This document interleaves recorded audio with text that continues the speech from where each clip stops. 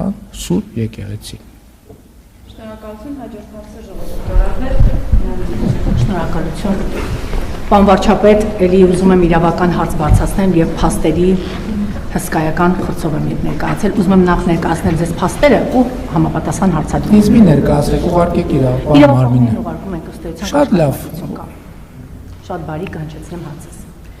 Այս անգամ էլ ձեր բառերով ասած օզով ու կոչով մեծ կենթանու կոռուպցիայի մասին է հարցս։ Պարոն Փաշինյան, դուք մերժեցիք խնամի բարեկամ սկզբունքով պաշտոնների նշանակվելը եւ պետության հաշվին հարստանալը։ Հիմա ձեր թիմակիցները անում են ճիշտ հակառակը։ Խոսքը ԿՊ խմբակցության ղեկավարի մասին է։ Նրա կինը Հայփոստի շարքային աշխատակցից դարձավ տնօրեն եւ դեզանից կրկնակի բարձր աշխատավարձ է ստանում՝ մոտ 3 միլիոն։ Բացի այդ, Հայկ Կոնջորյանը խարդախության գործով անցած իր եղբոր հետ այնպես է դասավորել գործերը, որ առինջում կառուցապատողի հայտարարած գնից էժան 1 քառակուսի մետրը ընդամենը 300,000 դրամով, վաճառքի գինը 420,000 դրամ է, առանձնատուն է գնել։ Նույն կառուցապատողից բնակարան է գնել նաև Հայկ Կոնջորյանի մայրը եւ քույրը։ Այդ ընկերության տնօրենը եղել է Կոնջորյանի եղբայրը։ Հետքրրատվականը բացահայտեց, որ նրանք էժան են ձեռակերպել տունը, որպեսզի եկամտարկից օգտվեն։ Այստեղ այն մեծ կենթանին չկա։ Երկրորդ դրվագը։ Ժողովուրդ օրաթերթը փետրվարի 19-ին բացահայտեց, որ Հայկ Կոնջորյանի եղբայրը վարորդական իրավունքի զրկված լինելով մեքենա է վարել, նրան տուգանել են։ Բայց որպեսզի նախկինում դատապարտված լինելը խիստ բաժի չսահմանի, գործում հայտնվել է ենթադրյալ կեղծ տեղեկանքը, որ Կոնջորյանը խիստ պատիժ չկրի։ Հայաստանի Հանրապետության ոստիկանությունը պնդում է, թե նման տեղեկանք քննչական կոմիտեն չի տվել, քննչական կոմիտեն հայտարարում է, որ ստացել է ՆԳՆ համակարգից։ Եվ հիմա հարց է առաջանում. Արդյոք իշխանական խմբակցության ղեկավարն իր եղբորը խիստ պատասխանատվությունից ազատելու համար օգտագործել է իր դիրքը կամ չի օգտագործել։ Էլի նույն ձևաչափով, պարոն վարչապետ, բարձրաձայնում եմ հարցը, որ իրավապահները գործընթաց սկսեն առանց քաղաքական կաշկանդվածությամբ, քանի որ գիտենք խոսքը վերաբերում է ԿՊ խմբակցության ղեկավար Հայկ Կոնջորյանին։ Կհրահանգեք ձեր ձևով, պարոն վարչապետ, չկաշկանդվեն եւ զբաղվեն Կոնջորյանի ընտանիքով։ Շնորհակալություն։ Հայաստանի Հանրապետության իրավապահ մարմինները ունեն օրենքով սահմանված պարտավորություններ եւ պարտավոր են կատարել իրենց պարտավորությունները, բայց ես ելի եմ ասում, մենք չունենք պարտավորություն ձեր ասածները ընդունել հալած յուղի տեղ, որովհետեւ հիմա այդ բնակարանների թեման ես մի անգամ ասացի, հետո ինչ որ մի ժամանակ լռություն էր, հարգել լրագրողներ, որ հիմա իմանանք ձեզնից, փորձենք բարձել ձեզնից ով է բնակարան գնել եւ ինչ գնով, կարող է պարզվի եկեք այդ նույն սկզբունքը կիրառենք։ Հայաստանում հարյուրավոր ընդդիմադիր գործիչներ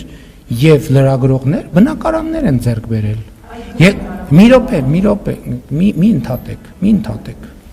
Շատ լավ, եթե ուզում եք, ինքնահայտարարագրեք, ինչի՞ չեք հայտարարում, ով ինչ գնով է բնակարան ձեռք բերել, որ մենք էլ մի հատ հələ կարողանանք համեմատալ ձեր ասած գինը եւ իրականությունը համապատասխանում է իրան։ Այդ նույն միկրոֆոնի տակ կարելի է կանգնել եւ ձեր թերթի խմբագրի մասին տասնյակ էջերով նմանատիպ ճառեր կարդալ։ Բա որ մի հատ իրավապահ մարմինը փորձի դրանցից մեկով զբաղվել, ինչ եք ասելու, ասելու եք, վայ, քաղաքական հետապնդում եւ այլն եւ այդպես շարունակ։ Այսինքն դուք այս ամբիոնը օգտագործում եք Հայաստանում հաստատված խոսքի ազատությունը օգտագործում եք մարդկանց հասցեին ուղակի մերկապարանոց մեղադրանքներ շպրտելու այդ պրինտ արած թղթե այդ փաստերը դուք եք գրել, դուք եք մի րոպե։ Լսեք, ինչ տարբերություն ձեր հետքի եւ ազատություն ռադիոկայանի միջեւ, ես ոչ մի տարբերություն չեմ տեսնում։ Եվ ասենք ենթադրենք բանի, մյուս ռադիոկայանը ոնց էր։ Ռուսական ռադիո։ Սպուտնիկի ու ազատության ռադիոկայանի միջեւ ոչ մի տարբերություն ես չեմ տեսնում։ Եվ ձեր եւ հետքի միջեւ էլ ոչ մի տարբերություն չեմ տեսնում։ Էլ չեմ ասում, որ էլի ասում եք Հայփոստի աշխատող, Հայփոստի աշխատող։ Մարդը աշխատել է Հայփոստում, կարիերային առաջընթաց ունեցել։ Այսինքն ինքը աշխատում էր մի հատ ուրիշ տեղ բերեցին այդտեղ։ Իսկ ինչի ինքը չի կարող աշխատել։ Ինքը եկել աշխատավարձը բարձրացրել է, թե վերջին 10 տարում այդ նույն աշխատավարձն է։ Այսինքն այս հարցեր են, որոնց պետք է անդրադարձ ունենանք, թե չպետք է անդրադարձ ունենանք։ Բա այդքան ուրիշների աշխատավարձերով հետաքրքրվում եք, ձեր աշխատավարձերով ինչի՞ չեք հետաքրքրվում։ Ձեր աշխատավարձը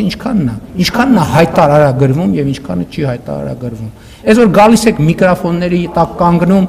ինչ դուք հանրային բան եք անում, մարդկանց տեղեկատվություն կամ ապա տեղեկատվություն եք տալիս։ Գալիս միկրոֆոնների տակ կանգնում եք, հրեշտակի թևերը բացում ու սկսում գետնից բարձրանալ։ Այսինքն դա ինչ եք ուզում ապացուցեք։ Ուղարկեք այդ փաթեթը մնացած տոննաներով մակուլատուրան ուղարկեք իրավապահ մարմիններին։ Վարչապետը ոչ քննիչ է, ոչ հետաքննիչ է։ Վարչապետը ասում է իրավապահ մարմինները ունեն օրենքով սահմանված պարտավորություններ, եւ իրենք իրենց պարտավորությունները պարտավոր են կատարել։ Իրանք քաղաքական կաշկանդվածություն ինչքան ունեն այդ դեպքում, ուրեմն ձեր դեպքում էլ քաղաքական կաշկանդվածություն ունեն։ Ուրեմն եթե կա այդ քաղաքական կաշկանդվածությունը, պետք է համատեղ միաժամանակ հաղթահարվի այդ քաղաքական կաշկանդվածությունը։ Բայց ո՞նց է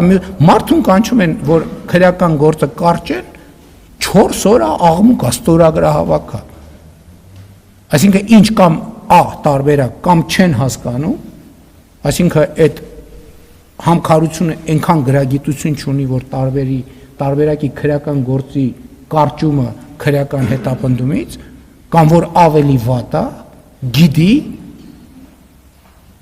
եւ հիբրիդային գործունեությամբ զբաղված։ Խնդրեմ։ Պարոն վարչապետ, քիչ առաջ ասացիք, որ որոշ ուժեր, որոշ